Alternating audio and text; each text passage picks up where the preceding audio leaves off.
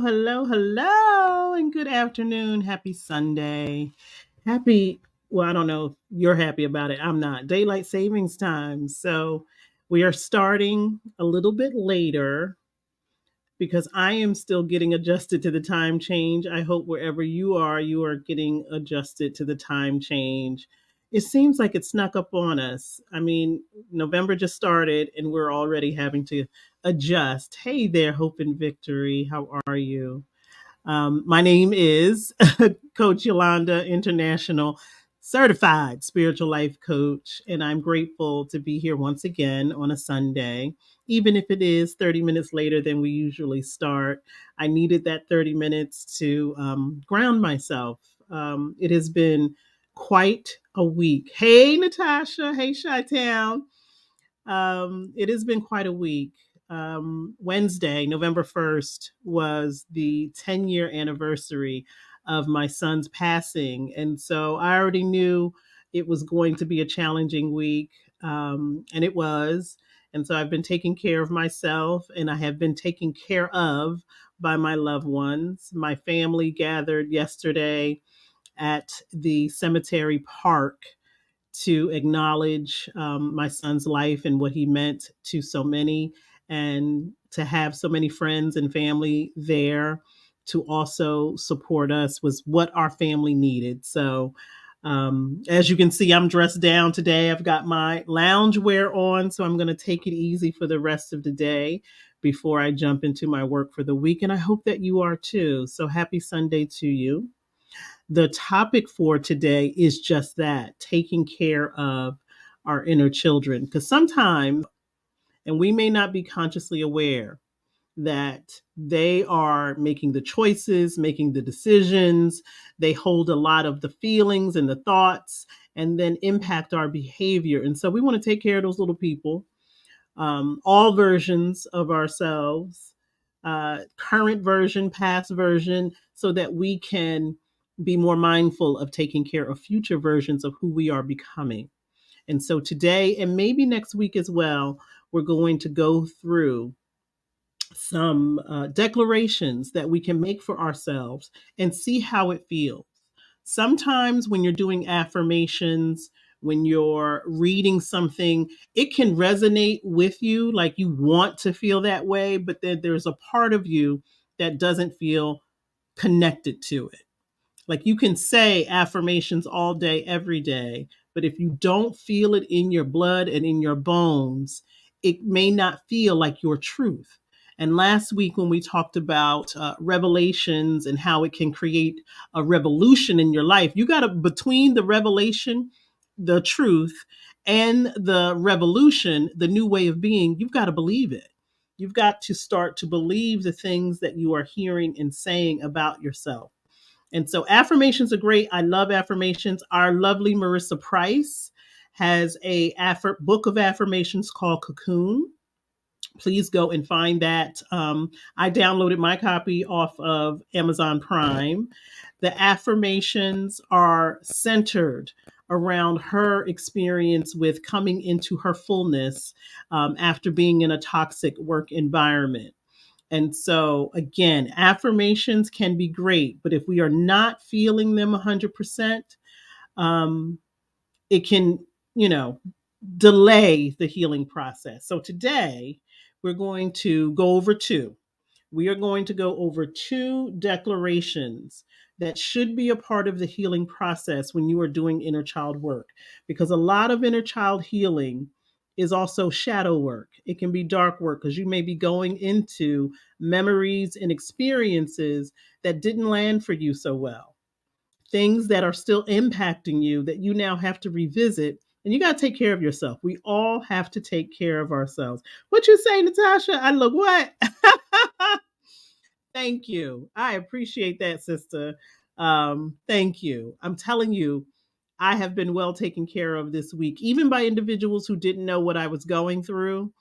When we sense someone's energy is off, we do what is necessary. And I do believe that that is the way the Holy Spirit moves in all of us. That we don't have to know all of the details, but if we feel like something is off, we're going to jump in and do whatever it is that we can do. And that is something that we can do for ourselves. We are so great sometimes at taking care of everyone else. How often are we taking care of ourselves, taking care of our energy, making sure that our time is being spent in places and spaces where we feel restored and replenished, instead of feeling as though we've given, and we haven't gotten anything in return. And so, one of the things that we can do so that our inner children receive whatever is necessary for their healing is be mindful of what we have to tell ourselves when we're doing this healing work. And so, two of the things that I'm going to say, we're going to pause in between saying them so that you can see what it feels like for you. So whether you're watching live or whether you're going to watch on the replay, just know I'm going to post a statement, an affirmation, a declaration, and then I want you to see how it feels in your body to hear it and then also to say it. Because sometimes, and if you are one who loves to read books centered around healing and spirituality, you can read something and feel like, wow, whoever wrote this book knew exactly what I needed to hear. But you may not feel that it's applicable to you until you read it a couple of times. I know that experience has happened for me where I've read books by my own spiritual mother, and I'm like, wow, she's so great. Not recognizing that the intention for writing the book is for all of us to recognize and see ourselves in those experiences. Okay? So we're going to make some declarations today. We're going to take care of our inner children. One of the things that we have to address is whatever guilt or regret or shame, embarrassment that we may feel from things that may have happened in our past, things that were beyond our control. I know many of us are still hanging on and holding on to the embarrassment of somebody else's behavior. And it may have been something that they could not even resolve for themselves. If you had the life experience or childhood experience of growing up in poverty, you may still be embarrassed by that when the people that you grew up with, your caregivers, may not have been able to do much about that. But here we are carrying the burden. There are many of us who are carrying the burden of the way in which our life story started. Maybe your parents weren't married. Maybe you don't know your lineage. Maybe you never, whatever the embarrassment, shame, guilt, regret that you are carrying that absolutely had nothing to do with you because you were a child. That is one of the ways that you can support your inner children, by releasing that. And so the very first, and I want to also let you know, in case you want to read where these declarations come from, there is a book called Healing the Child Within by Charles Whitfield. I recommend it as one of the books that has helped me and has helped others in terms of identifying how do we heal those inner child wounds? How do we look at things with a different perspective? How do we stop punishing ourselves for things that may have occurred when we were too young, too immature, not fully developed, may have even happened before you were even born into this world, but it impacted you and you feel it. And it is still becoming, or it is an issue for you as an adult. And so I can tell you that the first time that I read, there are 10 of them. The first time that I read the first one, it took a long time for me to let that sit in my spirit in a good way. I immediately thought of all of the reasons why the statement was incorrect. And so the very first thing that we who are doing inner child healing can remind ourselves is the child, it should say the child is always innocent. Let me correct that. The child is always innocent. Now, if you hear that and you say that to yourself and change it to, I was innocent, what does it feel like in your spirit? How is it landing? Does it make you immediately come up with all of the reasons why that statement may not be true? Well, yeah, I should have known better. Or maybe if I was born a boy, or maybe if this didn't happen, or maybe if I was better, or maybe if stop all of the shoulda, coulda, wouldas and just let the statement live in your heart, live in your body, and continuously say it to yourself. The child is always innocent. And if you can get to a point where you change that and say, I was innocent, I was innocent. And this is not the part where you start making excuses for other people. Well, they were this, they were that, they didn't know anybody. This is about you and your inner children and continuously saying to yourself, I was innocent. And you don't have to go on a rant to say they shouldn't have done this, they were the villain. This is about you and allowing that feeling to live in your spirit. I was innocent. I don't care if you were 3, 4, 5, 10, 15, 16, 21, 23. I was innocent. And let's take a look at the meaning of the word innocent. Because even at my big age, 52, there are still things that I am innocent or ignorant of that I just don't know. There are things that are beyond me that I have yet to understand, that I have yet to even explore, that make me innocent in particular situations. And so I'll give you an example. Right now, I am attempting to learn conversational Spanish.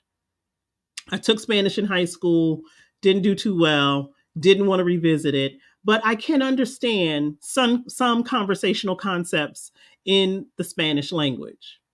And as we all know, there are different dialects within languages. So if what the type of Spanish that you speak in one country may not be applicable to the type of Spanish or terminology used in other countries. However, I am right now studying basic conversational Spanish. However, I am innocent when it comes to the type of conversation or level of understanding that I would need to have in the Spanish language in particular circumstances. So let's say I go to a Spanish speaking country and people are speaking to me and I don't understand. I am innocent of anything that may happen in that circumstance because I don't have the intelligence of that language. I don't have the command of that particular language to have the level of conversation that is necessary. So I'm innocent in that regard. As a child, there are particular things that you may not have known or been aware of. Therefore, you were in those circumstances innocent. Even if your childlike understanding was when you were 30 or 40. Sometimes we feel like we get to a particular age, you should know better.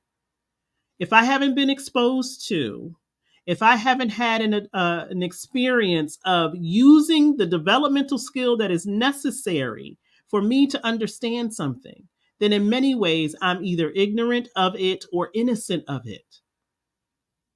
So think about it in that concept, in that term, that there are particular things that you are still innocent about because maybe you just never got the developmental skill. It's your responsibility as an adult. It's our responsibility as adults to acquire these developmental skills.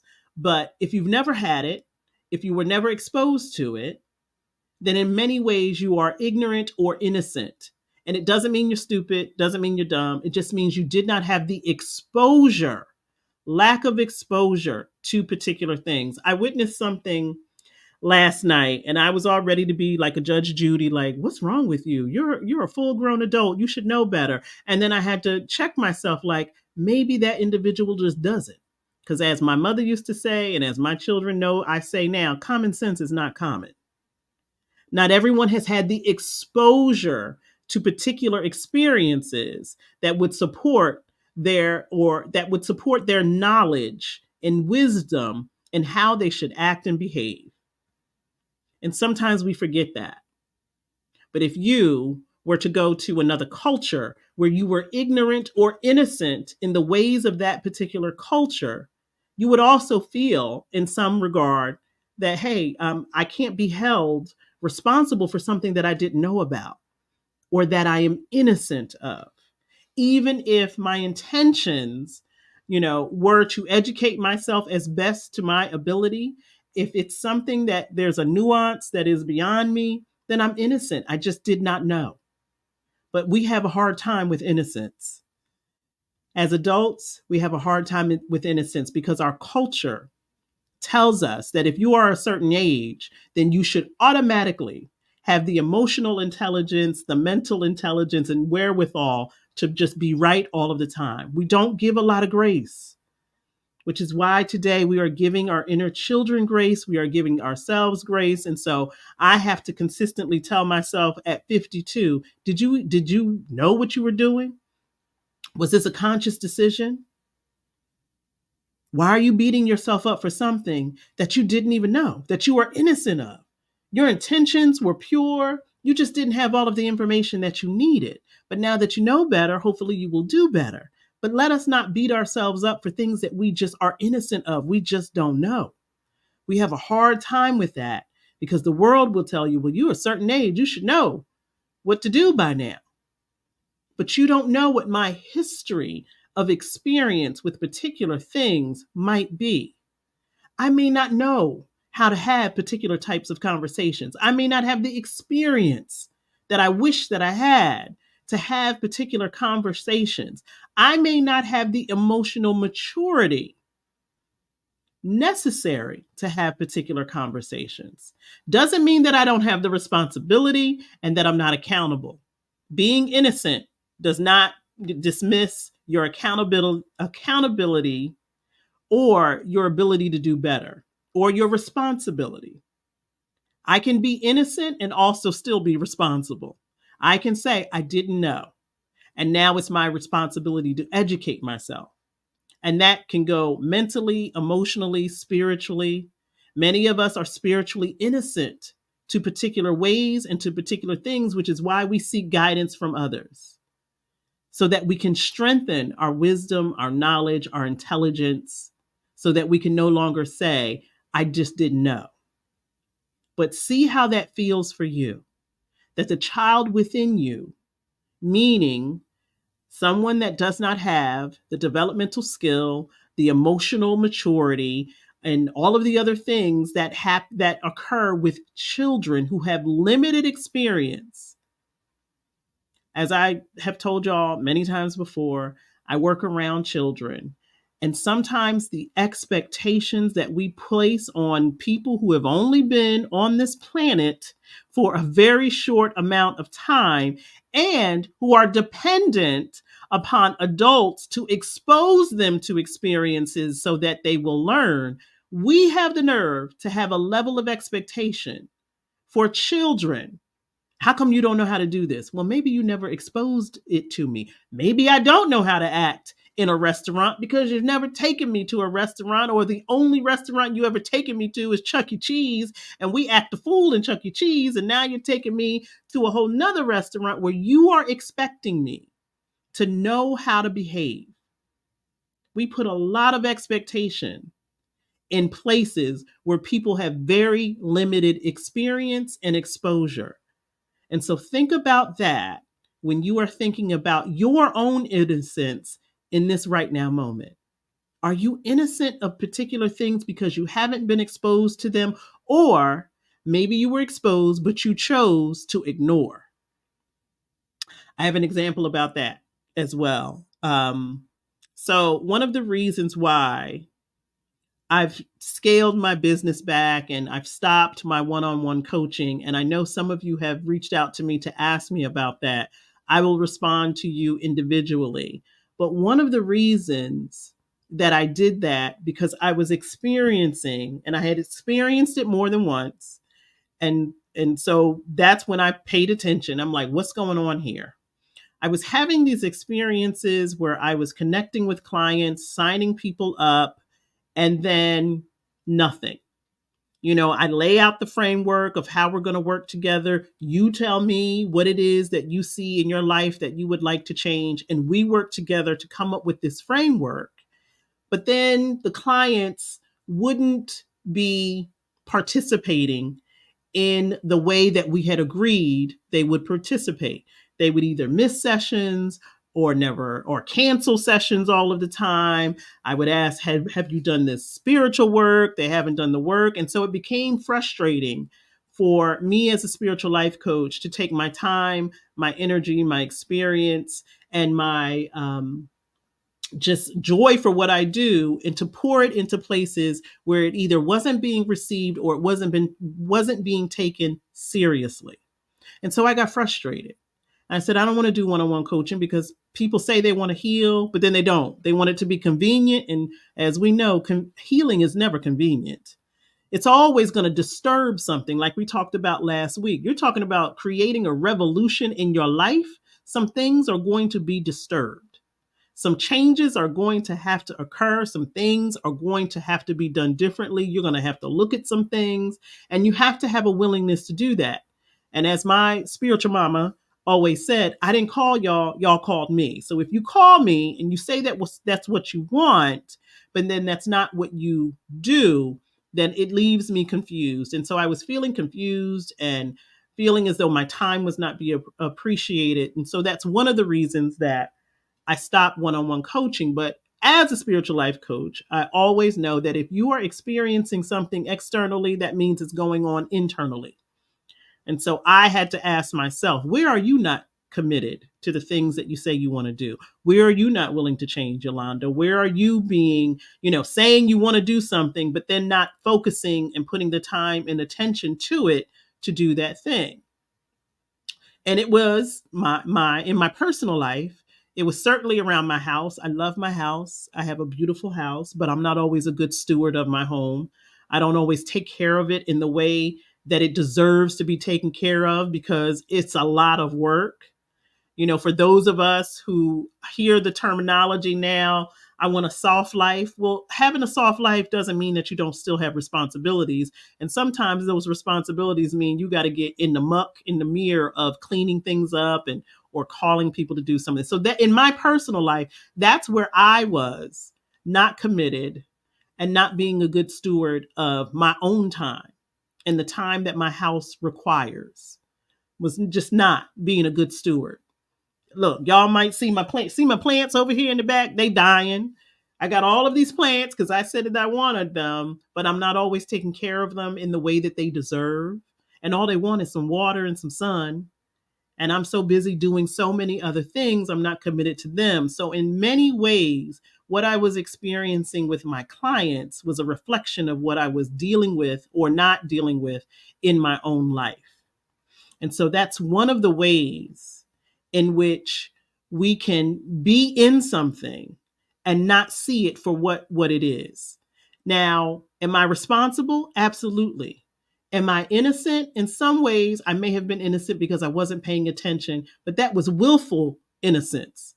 I know what it takes to take care of a home. It's not my first house. It's not the first time that I've been a homeowner. I know what it takes and what it requires. I knew that when I signed on the dotted line.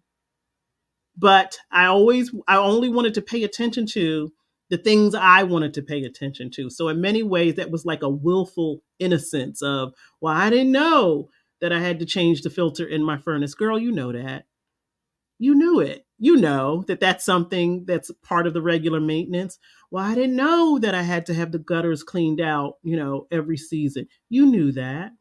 You may have acted innocent, like you didn't know, and now you're trying to figure out, well, why is this problem happening?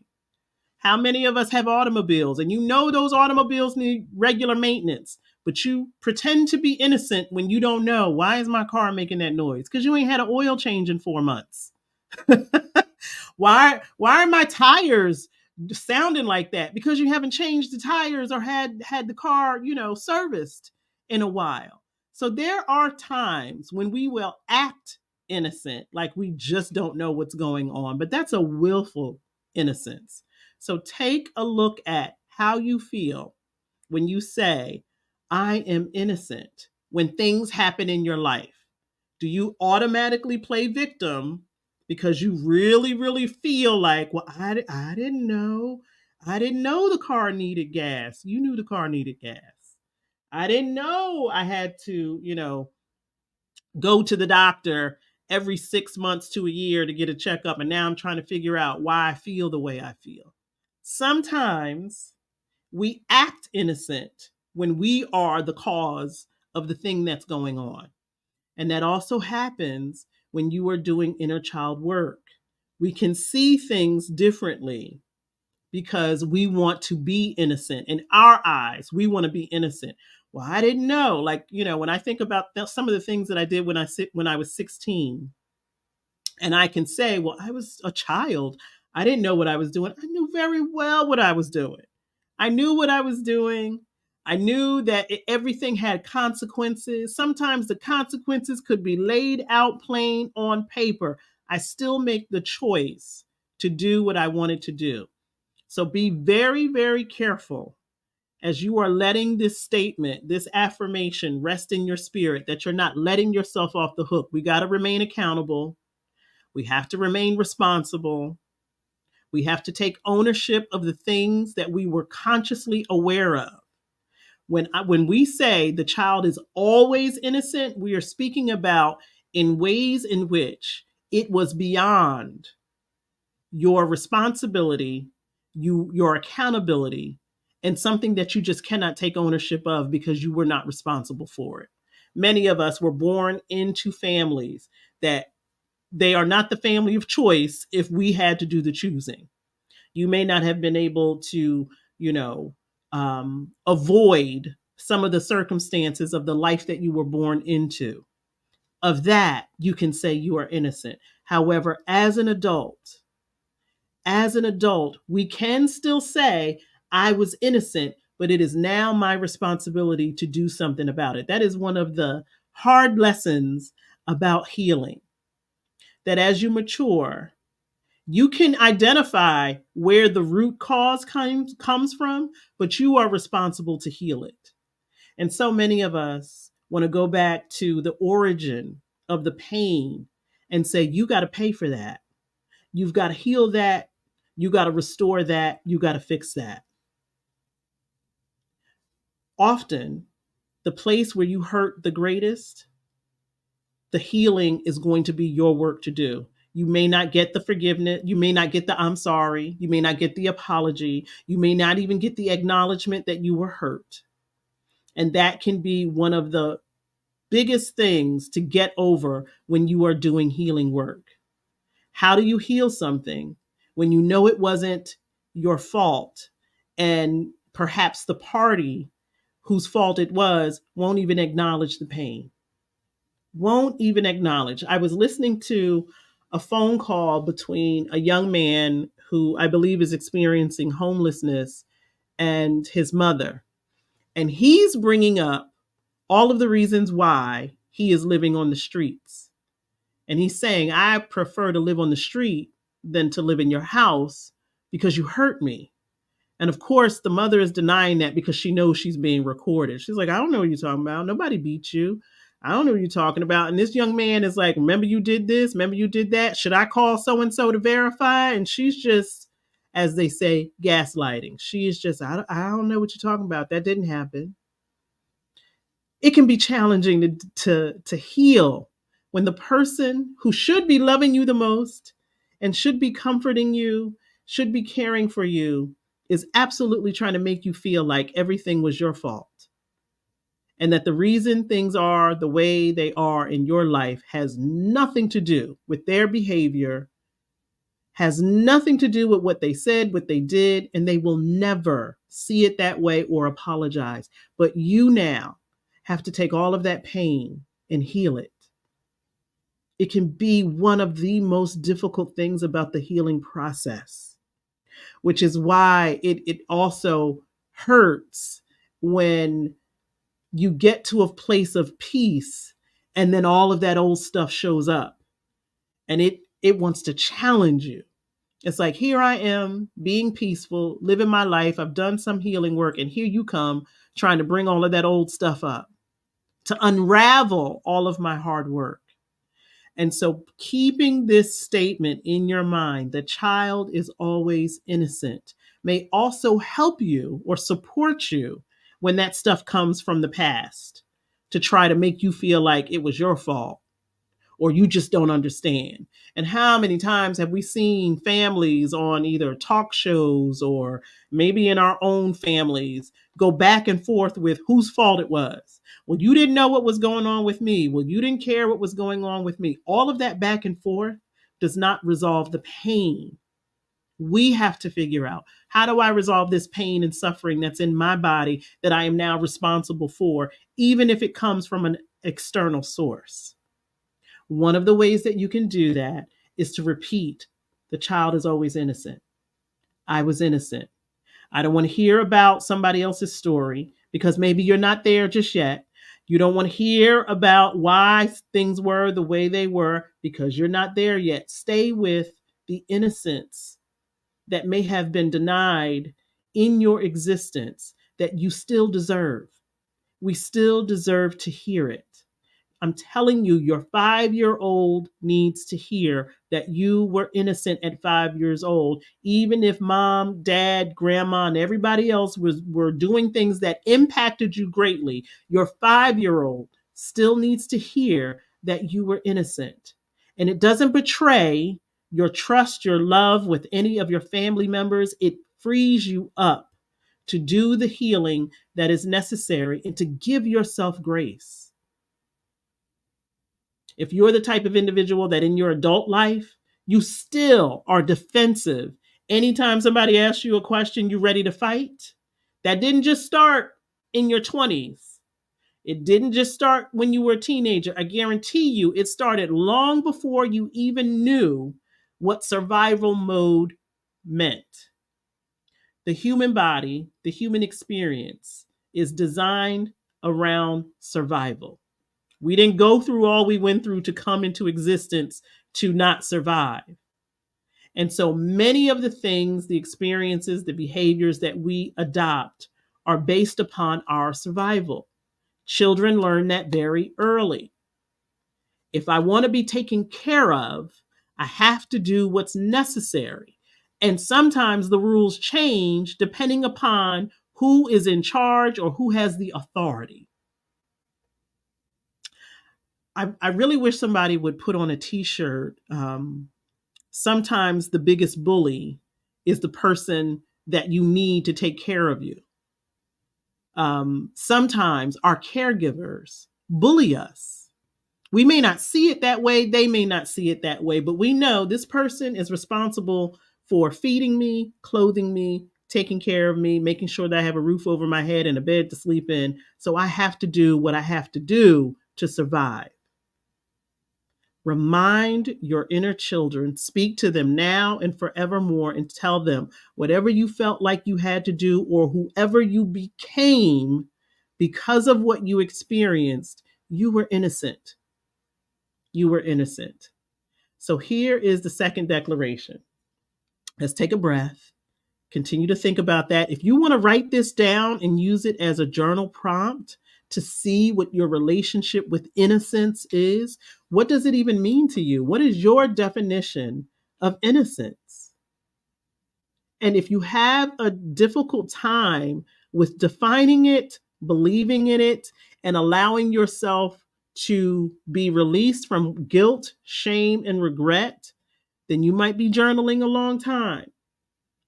But be very, very clear what your relationship with innocence looks like, feels like, sounds like. And can you tell yourself that even at 52, sometimes I'm innocent, sometimes I'm unaware, sometimes things are hidden from me, sometimes I'm not seeing things clearly. Do away with whatever TV drama has defined innocence for you. You know, we've been all watching Law and Order and CSI and all the other shows for all of these years. And so we think we know what guilty and innocence means. Think about it in terms of childlike wonder and things that you have yet to be exposed to, or you maybe did not have the developmental skill for. Think of it that way. I know I've had the experience as a child of being given adult responsibilities way too early. I know as a mother that I did that to my own children. When I became a single parent, there were a lot of things that I gave to my children that they should have never had to deal with. It was the circumstance of our life. I'm now a single parent doing things on my own. So that means everybody else has got to chip in places and spaces that may be beyond your maturity level. You probably, my kids probably were staying home by themselves way before they should have. My kids were probably in charge of, putting themselves to bed or waking themselves up and just a whole host of things. Doesn't mean it made them horrible individuals, doesn't mean that it wasn't good for them to learn, but we have all had the experience, particularly those of you who are the oldest or eldest child or the eldest cousin. You were second in command in your household. And therefore, there were things placed upon you that exceeded your maturity level that maybe you had to mature very quickly. You are still innocent of the things that you had to do and the choices you had to make, even though you got in trouble.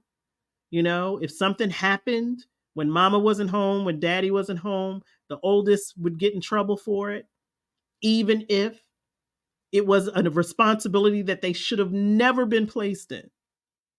We have to learn to tell ourselves, you know what, when they put me in charge of all of the kids and I was 8 years old, I still was innocent. I was a child myself. And I should not have been placed in that position. And so now that I'm adult and I'm still taking care of people and still doing things that are not my responsibility to take care of, because that's what I learned to do when I was 8, I can tell myself I did not get the developmental skill to say no. I did not have the option. And therefore, that's why it's challenging for me to say no for things that are not my responsibility. Or I'm a people pleaser now because I had to be a people pleaser then. You were innocent. Continue to tell your inner children how innocent they were, and that whatever shame, guilt, regret, or behaviors that they have adopted to survive that are no longer necessary, free yourself from that. Free yourself from that. Okay. Our second revolutionary affirmation, that's what we're going to call them. All children, every single child needs care, protection, security, warmth, and appropriate skin contact. I know that every adult, every human still needs these things in their lives. We need to be cared for. All of you independent people who have had to learn how to do things for yourself, by yourself, that was never the design for us. We were designed to be interactive with one another. We were designed to support one another. We were designed in each of our own unique ways to support one another in the way that we can. Doesn't mean that you are responsible for everything that for someone else, but we all have a responsibility to one another because we're all living together on this spinning blue ball. And therefore, we have a responsibility for one another.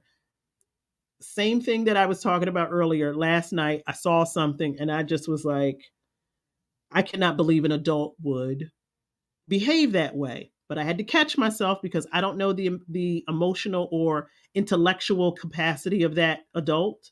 I don't know that. I don't know the life experience of that adult. I don't know what they've gone through. I don't know. We never really know. We can always assume that what we see before us is a fully formed and functional adult, but we don't know that. We don't know. On some days, I'm not a fully functional, responsible adult. And so, because we don't know that, yet we all hold these expectations of one another because we're all responsible for one another. I saw this thing last night and I knew in some way it was going to impact me because I was in the same room with this individual. And I'm telling you, it's something just as innocent. The individual dropped a cup of tea on the ground, but then just walked away. They literally said, oops, and walked out of the store. And I'm standing there like, you didn't ask for a towel. You didn't ask for napkins. You didn't even attempt to clean it up. And so, of course, my Judge Judy is getting all like, how dare you just spill something on the floor and then you don't try to clean it up and you didn't even tell the people that the spill was like, I'm going through all of that. And then I caught myself, it's like, I don't know the emotional, intellectual capacity of that person. I don't know if this is what they do to feel good. I don't know. I don't know. But what I do know is that it's going to impact me because I got to walk out of this place and the spill is right in the door, in the doorway. Someone needs to take care of that. That someone could be me, could be someone else, but someone needs to take care of that. The individual who did it didn't take care of it. And we could all stand around and shout, and you should have did this. The bottom line is somebody got to take care of it. Someone has to take care of it. Every single human being needs to be taken care of in some shape or form. Some need more care than others, but please don't ever tell yourself that you don't need to be taken care of. You needed to be taken care of when you were a child, and you still need to be taken care of. It may be in a different way, different intensity, different types of care, but you still need it and deserve it. So you have to tell your inner children, if you want to take care of them, someone should have taken care of you. I see it in the children that I work with every day when they may be having a meltdown or they're telling us something through their behavior. And I'm saying to myself, someone's got to take care of that. Ultimately, it is their caregiver's responsibility, but it's all of our responsibility because it's going to impact us in some way. If someone does not take care of this child, I am telling you, this behavior is going to get worse. And there is a proverb about children burning down the village because the village didn't take care of the children, and then the children will return to burn the village down. Every single child has to be taken care of in some shape, form, in some way. And if we see a child that is not being taken care of, it's all of our responsibility to care for that child.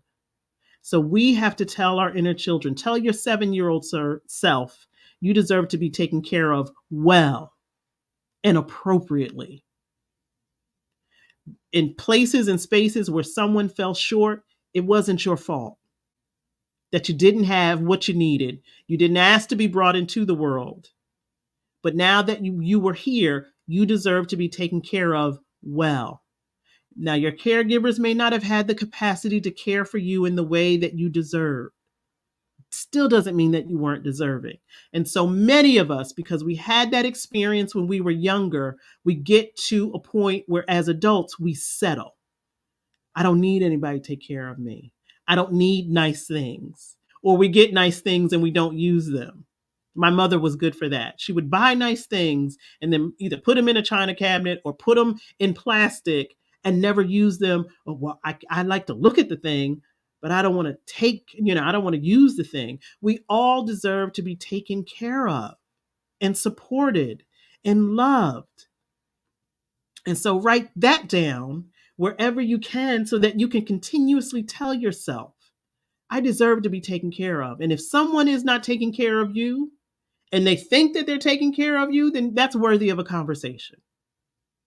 And it's worthy of a conversation that you have with yourself to say, why do I have these people in my life that are not taking care of me in the way that I deserve? And not in an arrogant way, but in a very basic way. I deserve to be spoken to nicely. I deserve to be in the company of people who are experiencing joy. I deserve that. And if you know that you deserve it, then you have to expect it and also demand it, that you are taken care of. All children deserve protection. I had the opportunity to go to The Moth. And if you're not familiar with The Moth, it's a podcast, but it's also a community of storytellers. And they were in Wilmington last night. My beloved and I went. It was so beautiful. There was a storyteller who was telling a story of an experience that she had when she was younger, where she wanted her mother to speak up for her, and she didn't. She was in an exam room and there was an exam taking place that was unnecessary, and she was looking to her mother to say something to protect her, and her mother didn't. As a child, she said that devastated her. As an adult, she understood the pressure that her mother was under and why she remained silent. It doesn't negate the fact that all children deserve protection. And I know that I see it, you probably see it, where children are left to their own devices to figure things out without the necessary protection. And I am speaking as a mother who wished that someone was protecting her child, so maybe, possibly, he would still be here. Children deserve our full protection at all times. So if you have an experience in your past where you believe someone should have spoken up for you, someone should have protected you, I think I told the story on here maybe more than once of the family friend who violated me in the supermarket. And then when I told my parents, they said nothing to me. I was left unprotected.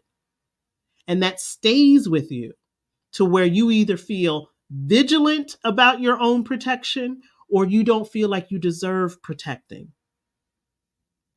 We have so many adults who are on ready, set, go, ready to, defend themselves because they did not receive the protection that they needed when they were younger. And that goes right into security. That is a big one for me. In any relationship I'm in, if I don't feel secure, I can't be in that relationship. And it's not that it's the other person's responsibility.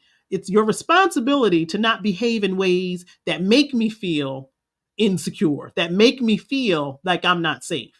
My safety is my responsibility. You are not supposed to be impacting that. So if I'm in relationship with someone and they're always flying off the hinge, meaning they have no control over their emotional selves, that's not safe for me. I can't be in that relationship.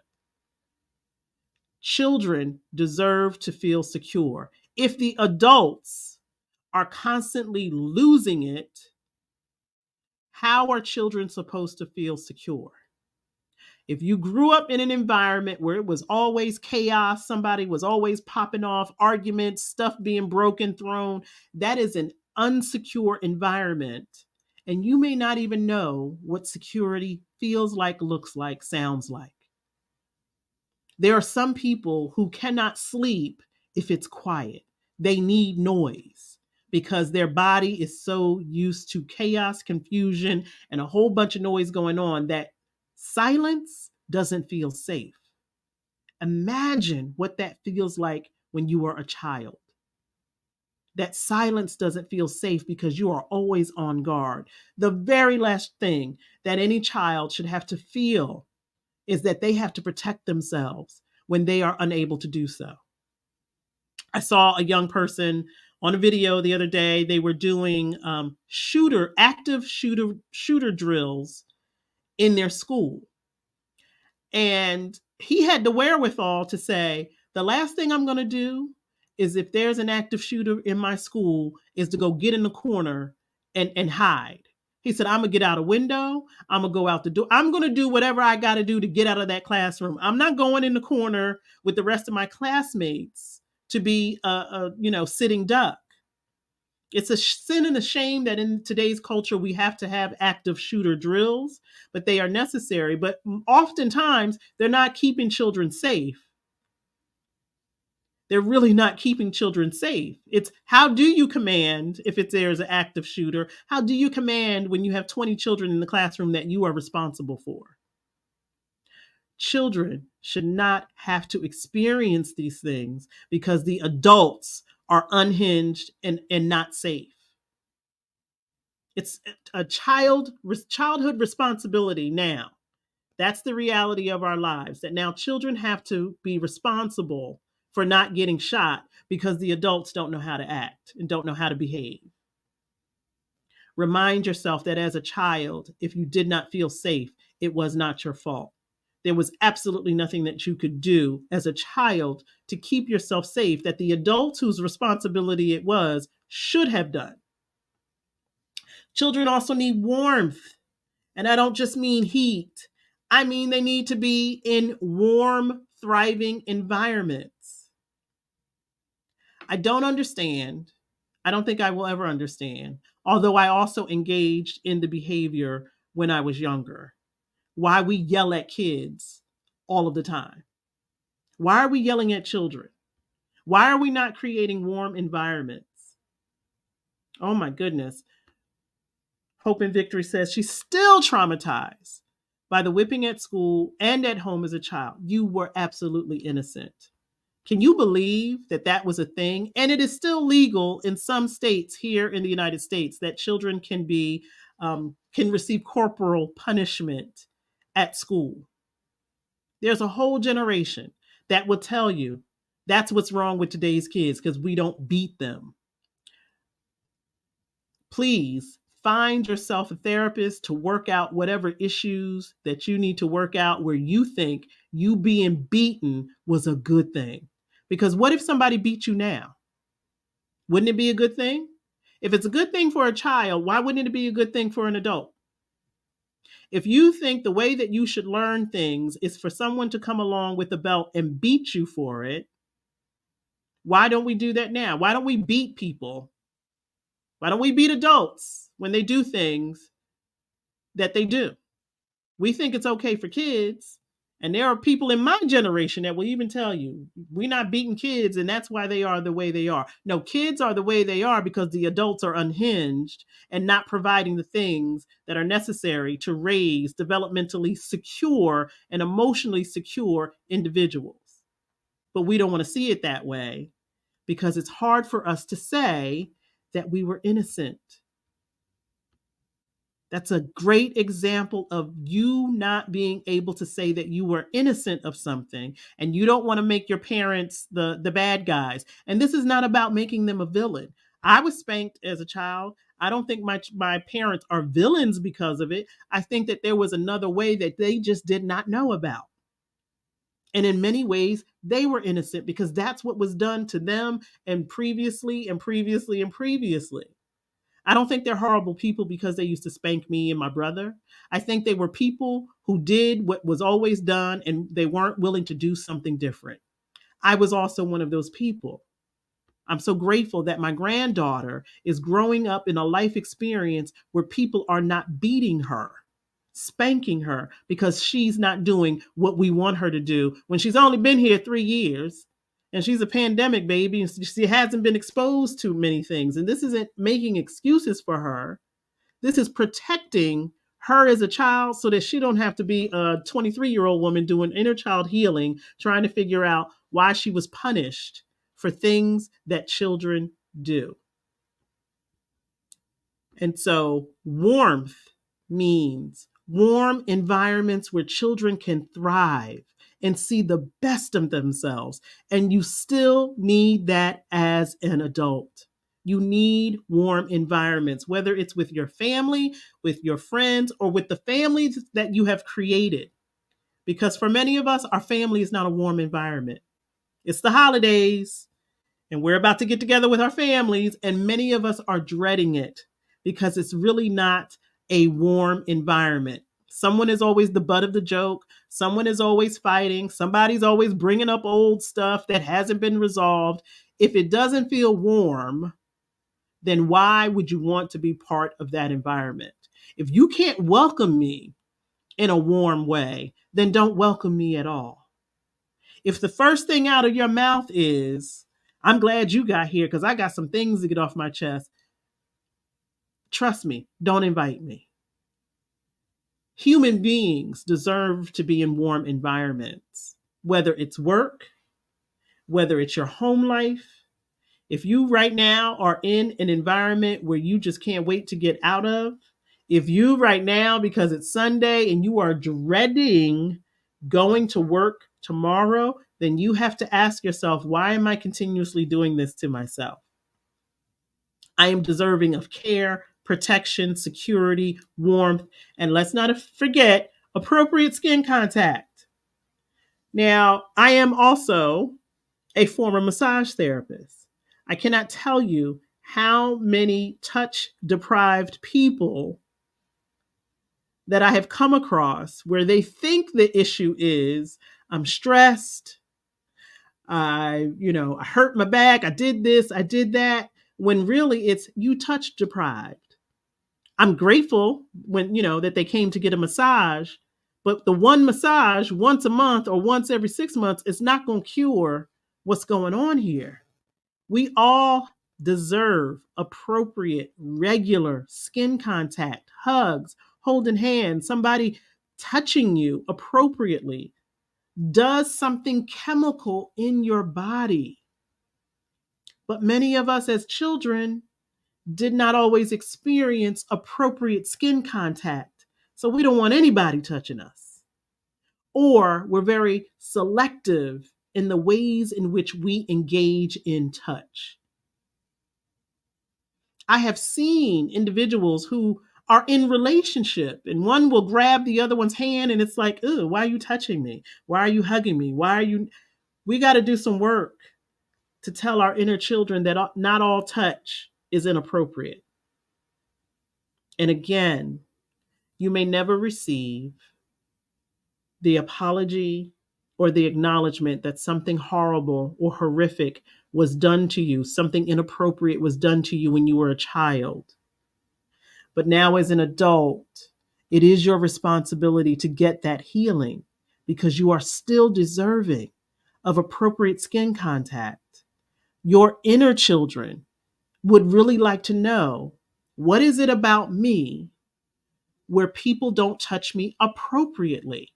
That is the conversation in a lot of people's heads where they want to know what was so wrong about me at 5, where people did not treat me the way that I deserve to be treated. What did I do? What caused me to receive all of the hate and inappropriate behavior when I was 7, when I was 8, when I was 16?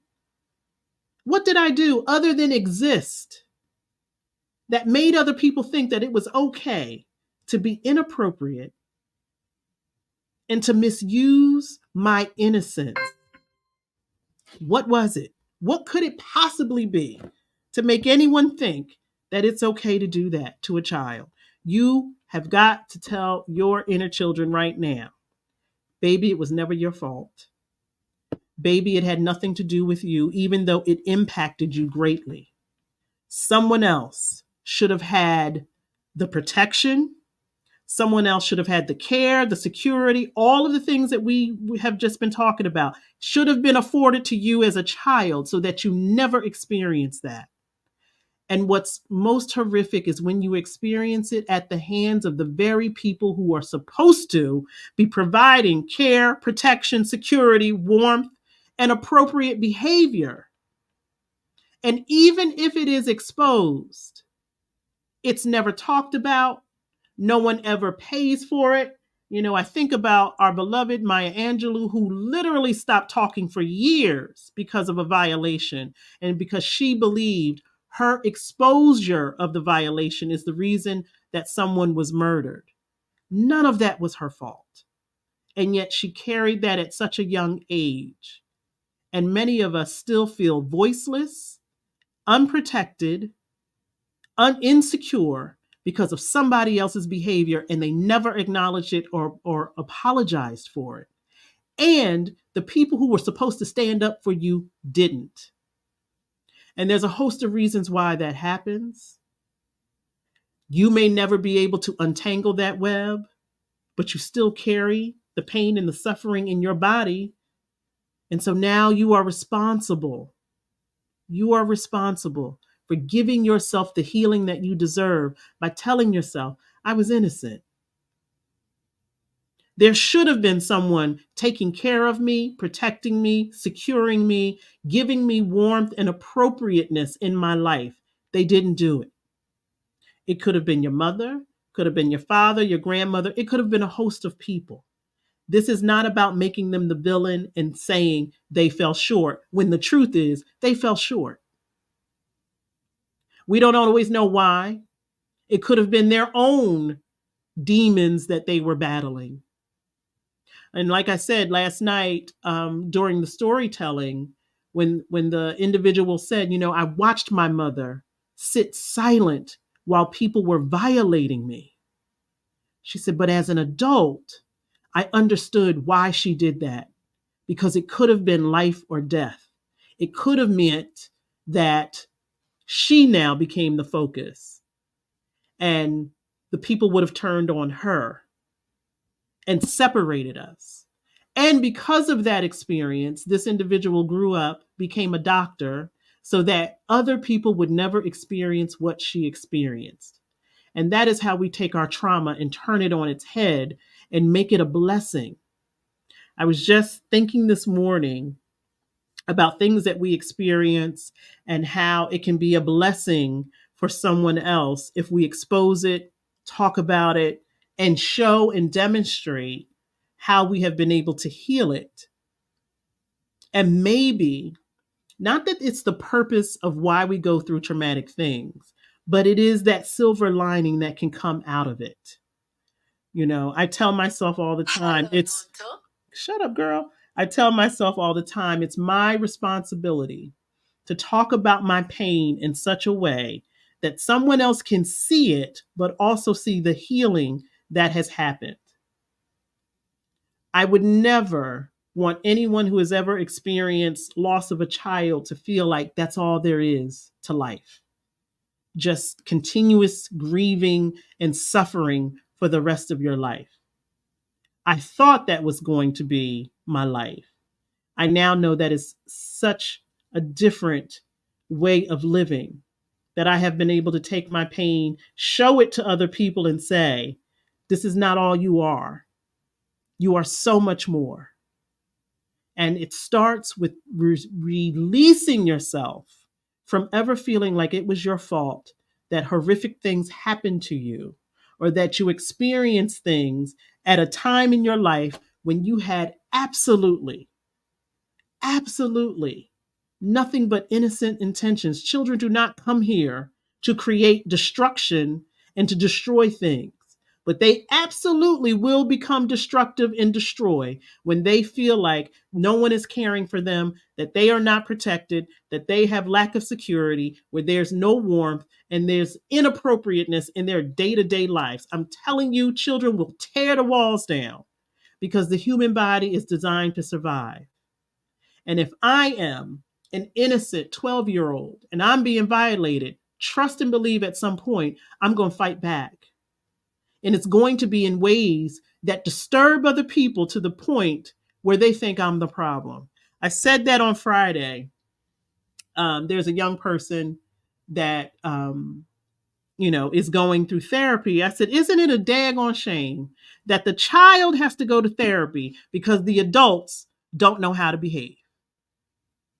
So caregiver 1, caregiver 2, they don't know how to communicate with each other. They're causing all kind of confusion, but now the child has to suffer and go through therapy.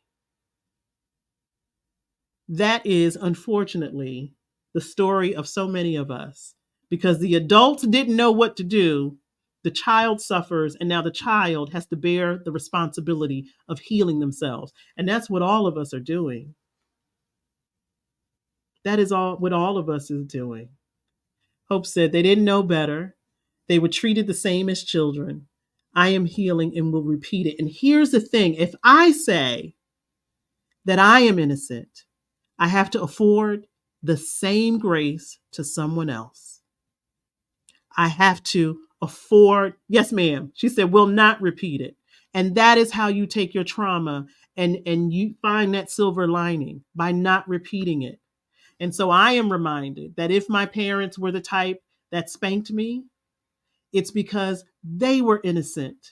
And there may have been things that happened to them when they were young and innocent that they never resolved, that they never got to heal. And if you are at a point in your life where you are doing all of this personal development and healing, then hello, you have become the designated healer for your entire family history. And so I take it as a responsibility to heal the wounds of my parents, the wounds of my grandparents, my great-grandparents, and all those who didn't have the opportunity that I have in this moment to heal myself and to change the pattern so that future generations do not have to endure what we have endured, so that my grandbaby does not have to be given adult responsibilities by the time she's 5, even though she did just get a stroller and a car seat for her little baby. I was like, oh, she's already a mother at 3. It's, if I can do anything for myself, for my daughters, for the daughters I have yet to meet, the granddaughters I have yet to meet, the grandsons I have yet to meet, is to do my healing work now. So it's not something that we are carrying over generation after generation after generation. I see my cousin in here. Amen, cousin, because you and I both know that there were some things that occurred in our family that no one ever spoke about. You know, my mother, your mother, growing up, I would hear stories of things that happened with my grandfather. He was a hard way to go. I don't remember him, but I heard he was a tough customer. But I'm sure as a Black man growing up in South Carolina, he had to be, or it may have meant his life would be ended. And so taking all of that and transferring it to your children makes absolute sense to me. And because I can see it that way now, I can do something about that healing. So I'm making sure that my granddaughter grows up with care, protection, security, warmth, and appropriate skin contact. And I'm also making sure that I am too. Because I'm still a baby. I'm 52, but I'm still a baby. I still need care. I still need protection, security, warmth, and appropriate skin contact. And in some ways, I am still innocent of the ways of the world, things I have yet to experience, which is why I say go into each day with a childlike wonder so that you're not already a negative Nancy or a Debbie Downer, but go into tomorrow with the innocence of a child to say, I'm going to experience something that's going to provide me with more intelligence, more wisdom. It's going to expand my consciousness. We are still growing, we are still developing. And so let's meditate on those two things this week. All of the ways in which you are innocent and all of the ways in which you deserve care, protection, security, warmth, and appropriate skin contact. And I see my sister Winnie is on saying that this message was needed. Winnie is a fabulous massage therapist and owner of a spa in Delaware City, Delaware. You know when people walk into your establishment if they have been skin deprived. We all need appropriate skin contact. If it wasn't your experience early on, or something happened while you were developing where skin contact is not something that you think you need, that might be a place of healing for you. Start with yourself. Hold your own hand. Hug yourself.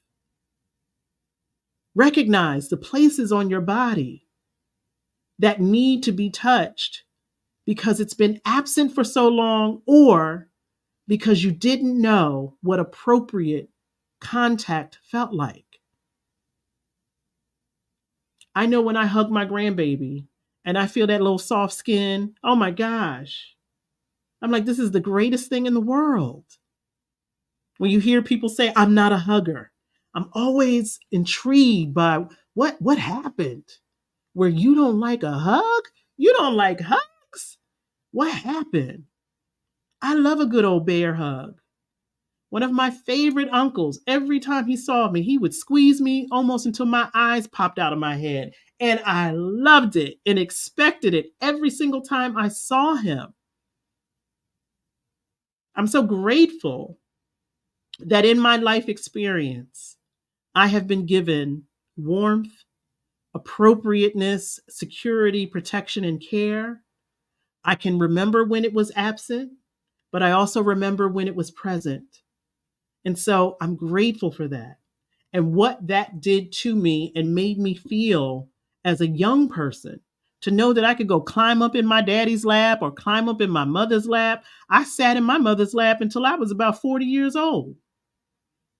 And I'm grateful for that. I am grateful for that experience.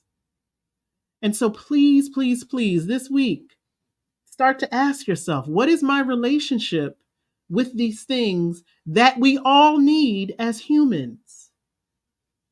And when you are reconnecting your mind, your body, and your spirit, your physical self, your spiritual self, your mental self, and your emotional self, to connect all of that requires these things and so much more. And so you may have to start with the cleansing and the clearing and the restoring of the innocence that was taken from you or that was misguided or used. It happens to all of us in some form or fashion. Did you know that there has been so much research done on the child's mind to be used for inappropriate purposes? Like, again, it's holiday time. We are going to start to see, if we haven't already, all of the ads that show all of these toys doing all of these amazing things. That is purposeful because the innocent mind doesn't know that toy's not going to do that. It looks like that on the commercial, but that toy's not going to do that. But they know and they understand that a childlike mind doesn't know the difference between reality and performance. And they bank on that. If we get these kids to think and to understand that this toy is going to change their life, they're going to ask for it, ask for it, ask for it, and their parents are going to buy it.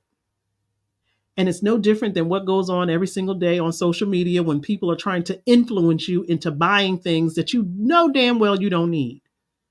It makes you feel like your life is going to be better if you have this thing. And sometimes the products can provide a convenience, but we all have somewhat of an innocent mind because people are telling us, you need this. If you don't have this in your life, something's wrong with you. Think about the way your innocence is being manipulated then and now. For those of you who are in new relationships or thinking about dating, dating can sometimes be very manipulative. People have you believe in stuff, and your innocence is like, well, I don't know this person, but if they telling me that's what it is, I guess that's what it is. In many ways, we are all like children still. Be mindful. Be mindful of the choices and decisions that you are making from an innocent mind that doesn't know, but is willing to learn. As an adult, you have to take that ownership and be like, all right, you fooled me once. Shame on you. Fooled me twice. Shame on me. Let's do away with that. It's no shame. It's I'm learning. I'm learning. I'm seeing what I need to see to become who I want to become. And sometimes we have to learn the lesson in a way that might feel like it's there to shame you or embarrass you, but it's really there to show you what you need to see. Because maybe within your innocence, you were unwilling to see it. And so I'm grateful. I'm always grateful that we have the opportunity to come together. I said we were going to be short, and we wound up being just as long as we typically are. Many of you have reached out to me, and I said I was going to respond to the comments. I'm going to be able to do that today, between today and tomorrow, and I will do so. Someone did reach out to me to ask if I still do one-on-one coaching. I do not, but I am up to something. I don't know what that something is just yet. But I also recognize that I did not go through what I went through to hold on to information and to not share it. So who am I to say, oh, we're responsible for one another, and I'm not sharing in that responsibility? So give me some time to figure out what that's going to look like. And I appreciate and I thank you for your patience in my responses. As I said, this week was rough. It was rough. And it was an appropriate response to what happened to us, my family, 10 years ago. Of course, it was going to be rough.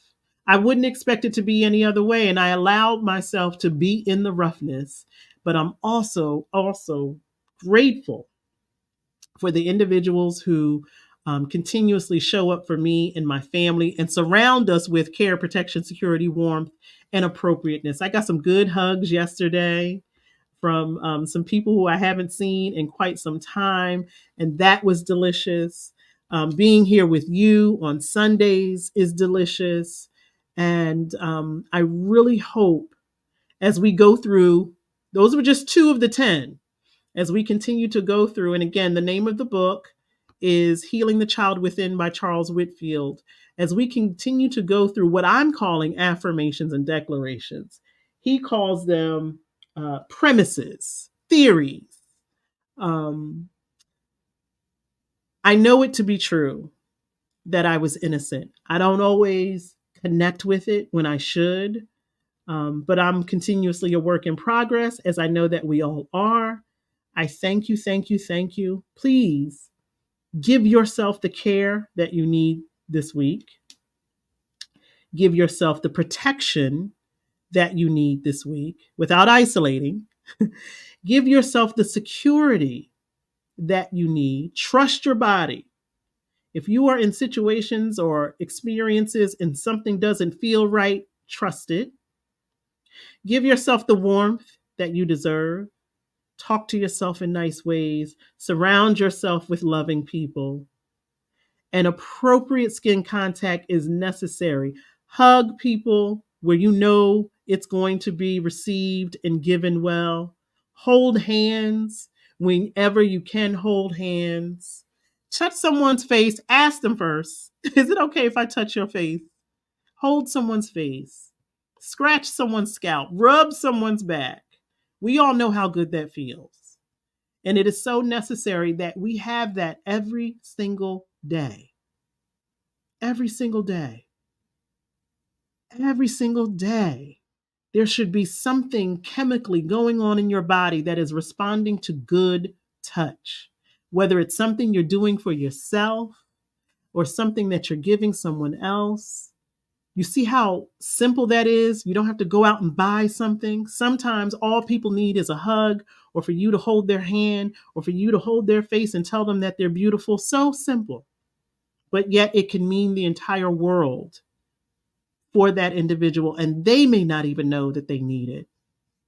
I love you, love you, love you. I love you grandly, bigly, and I'm so grateful that you give me the opportunity to do this. I wasn't feeling quite well a little earlier, but I feel so much better now that I've had some time to spend with you. And thank you for giving me grace in responding back to your comments on primarily on YouTube, sometimes on Facebook. And we will be back next week. I'm going to give you two more declarations, affirmations, or premises that will support you as you do your inner child healing. I'm looking at them now. Ooh, and they're good ones. They're good ones.